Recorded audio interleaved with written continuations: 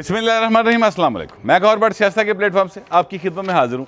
सबसे पहले दरख्वास्त है कि चैनल को सब्सक्राइब कर लें और बेल आइकन ज़रूर दबा दें ताकि आप तक मेरा व्लॉग बर वक्त पहुँच सके। खबर यह है कि चौधरी इस वेले बिल्कुल बुरे हाल पे भौंके दिहाड़े च आ गए हैं। उनकी सिचुएशन जो है वो बड़ी अजीब व गरीब हो गई है। तहरीके इंसाफ वाले घूरियाँ पा रहे ने, नून लीग वाले जेडे ना इस तरह कानी अख ना देख रहे ने और उनकी तरफ किसी की भी कोई हमदर्दी की निगाह फ़िलहाल नहीं है। इवन इस्टेब्लिशमेंट की तरफ से भी कोई प्यार भरी निगाह जो है वो ना निक्के चौधरी नूं आ रही है तो ना वड्डे चौधरी नूं आ रही है। इस सारी सूरत हाल की वजह क्या है और इस वक्त क्या चल रहा है जिस वक्त मैं आपसे व्लॉग कर रहा हूँ। देखें, पाकिस्तान के अंदर एक इमरान खान नाम का एक शख्स है जिसने पूरे पाकिस्तान की सियासत को क्या कहते हैं घुमा के रखा है, नचा के रखा है। और उसको नचा के रखने का जो वादा है सर वो ये है कि एक तो उनके चाहने वाले बहुत ज़्यादा हैं, इस्टेब्लिशमेंट के अंदर बहुत ज़्यादा हैं। अभी तक उनके दिलों में इमरान के लिए मोहब्बत जो है ना उहदे दीप भावें निमे निमे बल देने पर बल जरूर रहे हैं। ठीक है, किसी वे हल्का जिहा ढोल भी उन्होंने दिल च वज जाता है कि जनाब मेरा इमरान खान जलसे च नचने नूं जी करता है। इस्टेब्लिशमेंट के अंदर बैठे हुए लोग, सरकारी मुलाजमीन की मैं बात कर रहा हूँ, उन लोगों की बात कर रहा हूँ जो यानी करोड़ों रुपए की सालाना जो है पाकिस्तान के ख़जाने से तनख्वाहें लेते हैं, लेकिन सियासत वो इमरान खान के लिए करते हैं, रियासत के लिए काम नहीं करते। ये वो लोग हैं सर। वाक़या ये है सर कि इमरान खान के ऊपर एक हुआ सर हमला। उस हमले का मुल्ज़म जो है वो पकड़ा गया। उस मुल्ज़म ने इतराफ़ी बयान दे दिया। पुलिस ने उसकी निशानदेही पर 3-4 छापे मार के कुछ और लोग भी पकड़ लिए हैं। अब FIR मुकदमे की दर्ज नहीं हो रही। आज चूँकि तौहीन अदालत का केस था जिसमें इमरान खान को नोटिस थे सुप्रीम कोर्ट की जानिब से और जितने भी एंटी इमरान एलिमेंट हैं वो इस गल से बड़ी राजी सन, लुड़ियाँ पा रहे सन, कहा हा काका फस गया हुण तो इमरान खान जो नोटिस उन्होंने होएगा तो जनाब वो जवाब देगा कि किवें अग्गां लगियां थी इस्लामाबाद। आपको याद होगा 25 मई वाला वाक़या, ठीक है, उसके मामले में ये सारा मामला था। लेकिन सर बात बिल्कुल उलट निकल आई। सलमान अकरम राजा साहब ने बताया कि जी मेरा क्लाइंट बीमार है और उन्होंने कहा जी क्या हुआ, गोली बज गई। उन्होंने कहा अच्छा किवें, दसिया जनाब वजीराबाद वाक़या होया कि FIR हो गई। उन्होंने कहा जी FIR नहीं दर्ज हुई। IG से पूछा जनाब FIR क्यों नहीं दर्ज हुई, तो IG साहब वहाँ पर मौजूद थे लाहौर रजिस्ट्री के अंदर। तो IG साहब ने कहा जनाब मैनू तो पंजाब हुकूमत परवेज़ लाई कही जाता FIR नहीं देनी सर, मैं दसो कितने जावां। तो उन्होंने कहा नहीं आप FIR दें, 24 घंटे के अंदर FIR दें। अगर हुकूमत जो है वो आपको नहीं भी ओके करती तो वो क्रिमिनल प्रोसीजर कोड है जिसके तहत आपको FIR देनी है। आप उस वाक़े की FIR दें और बताएं अदालत को, वरना फिर हम 100 मोटो ले लेंगे। तो वो केस जिसमें से एंटी इमरान लोगों का ख्याल ये था कि इधरों इमरान के ख़िलाफ़ कुछ निकलेगा, उसमें से एक चीज़ ये बरामद हुई है जो किसी हद तक इमरान खान के फेवर में जाती कि FIR दर्ज की जाए।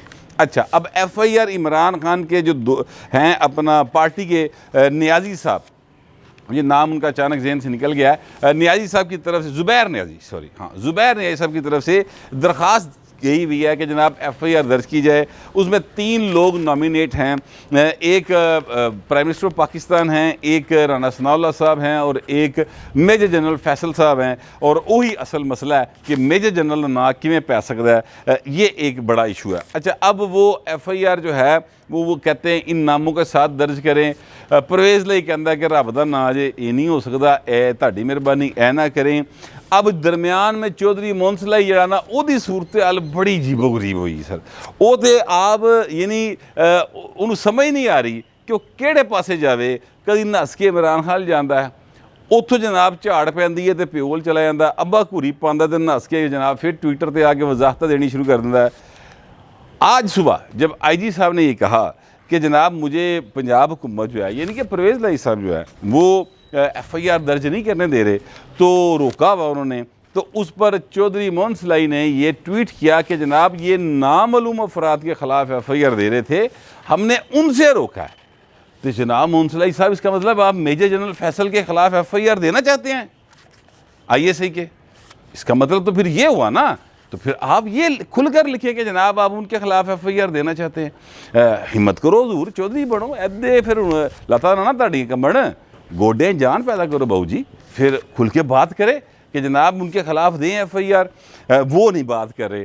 तो यानी ब्रीक आइटम पा के मीसणगिरी करके तो अपनी जान छुड़ाने की कोशिश कर रहे हैं।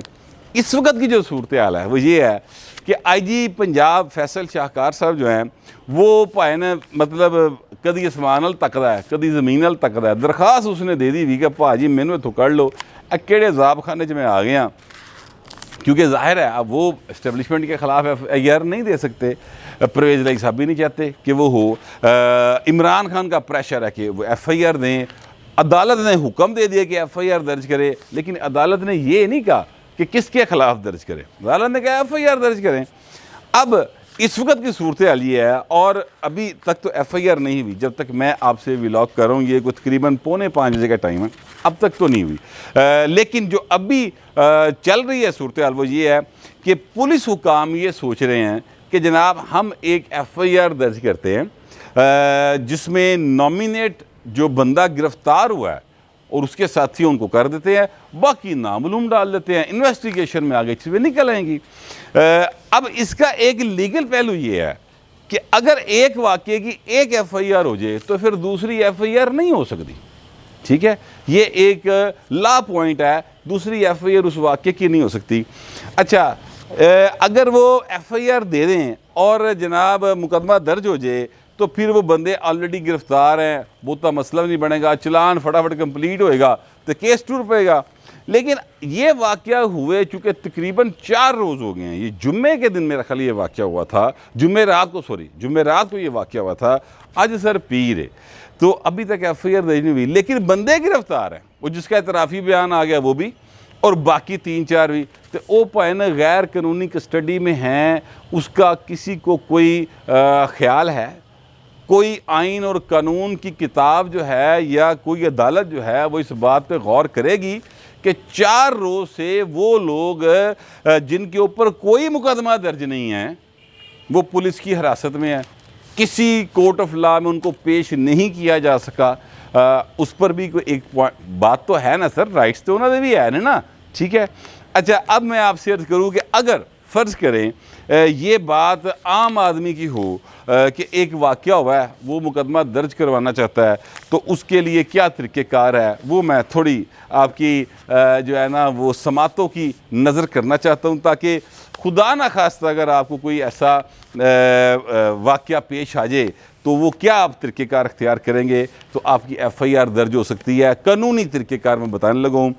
आप सर पे सबसे पहले दरख्वास्त देंगे मुतलका थाने की हदूद में जहाँ पर कोई इंसिडेंट अल्लाह ना करे किसी के साथ हो। अगर वो SHO जो है वो मुकदमा दर्ज करने से मतलब इनहराफ करे, कोई नहीं देना, उसके ऊपर DSP SP को आप दरख्वास्त दे सकते हैं। अगर वो भी कहे कि जी हमने नहीं देना मुकदमा या लैतुल से काम ले, फिर आप 22A-22B के तहत जाते हैं अदालत में।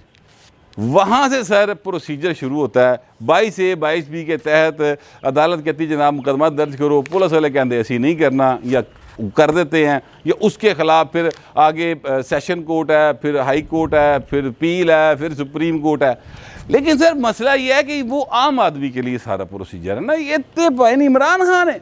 अब आप इस बात को समझे ना ज़रूर है, आप इमरान अहमद खान न्याजी नहीं हैं, आप जनरल हमीद गुल के लाए हुए बूटे नहीं हैं, आप जो थे अपना जनरल पाशा उनके पप्पू प्यारे नहीं हैं। ठीक है, आप एक आम आदमी हैं, आप टैक्स पेयर हैं, आप पैसे देते हैं पाइन जिंदा रहने के, लेकिन आपको ये फैसिलिटी हासिल नहीं है कि केस कोई टुट रहा हो और उसमें से बरामद कोई और शय हो जाए, हुक्म किसी और शय का आ जाए।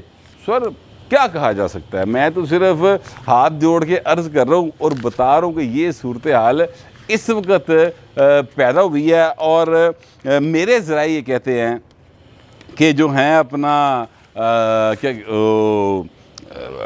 IG साहब वो इस नतीजे के करीब पहुँच गए कि जेडे बंदे फड़े हैं तो पर्चा दो तो बाकी नामालूम पा के तो काम मुकाओ। लेकिन एक प्रॉब्लम और आ रहा है इसका, और प्रॉब्लम ये आ रहा है कि फेडरल गवर्नमेंट जो है मसलन राना सनाउल्लाह साहब वो ये कहते हैं कि जनाब जिम्मेदारी तो है पंजाब हुकूमत की, अमनो अमान की सूरत हाल बरकरार रखना, यहाँ पर कोई वाक़या ना हो जाए दहशतगर्दी का, ये जिम्मेदारी किसकी है? चौधरी परवेज़ इलाही की। तो परवेज लाई तो पर्चा दो भाजी, मेरे तो कल ही दे रहे हो। मेरे अंडर तो जो एजेंसीज आती हैं उन्होंने शेयर किया आपके साथ कि जनाब ये जरा तुसी लॉन्ग मार्च कढ़न लगे हो, ये ना कढ़ो, ये देखिए थ्रेट्स हैं, थ्रेट अलर्ट्स हमने आपके साथ शेयर किए हुए हैं, आप नहीं बाज आए। जिम्मेदारी फिर आपकी बन गई, आपकी जिम्मेदारी थी कि इनको तहफ़्फ़ुज़ फराहम करते, आप नहीं कर सके थे, भाई ने पर्चा ताड़े दे होएगा, मेरा ना गली पा रहे हो। बात तो लॉजिकल है उनकी कि उनका नाम किस हिसाब में डाला जा रहा है। ये मामला भी इस वक्त आईजी साहब जो हैं वो इस पर भी फंसे हुए हैं कि जनाब अगर राणे सना का ना नहीं पैना तो परवेज लाई का ना जेड़ा ना वो तो फिर पैना चाहिए, क्योंकि परवेज लाई साहब जो हैं वो पंजाब के वज़ीर आला हैं। अच्छा, ये इसके लिए एक और जो है वो एग्जाम्पल वो भी माजी की दी जाती है कि वाक़या हुआ था मॉडल टाउन का, आपको याद होगा, पुलिस ने कोई 8-10 के करीब शहरियों को, नहत्ते शहरियों को गोलियां मारकर कत्ल कर दिया था। ये वाक़या हुआ था और ये वाक़े के यानी फुटेजेस मौजूद हैं, कोई ढकी छुपी बात नहीं। वज़ीर दाखिला थे राणा सनाउल्लाह साहब, वज़ीर अला पंजाब थे उसके चौधरी और सॉरी मियाँ शहबाज शरीफ साहब।